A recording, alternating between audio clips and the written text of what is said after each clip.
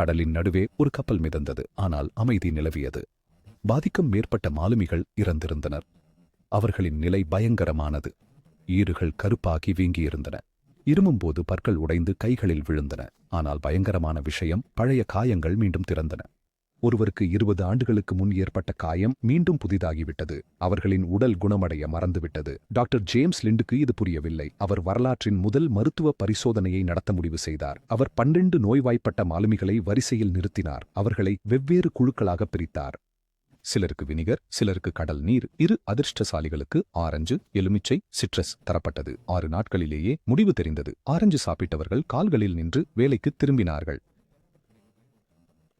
மற்றவர்கள் இன்னும் செத்துக் கொண்டிருந்தனர். இது ஏன் நடந்தது? ஏனென்றால் நம் உடல் கொலாஜனால் ஆனது. அது ஒரு பசை போன்றது. வைட்டமின் சி இந்த பசையை உருவாக்கும் ரசாயனம். அதனால் பழைய காயங்கள் திறந்தன.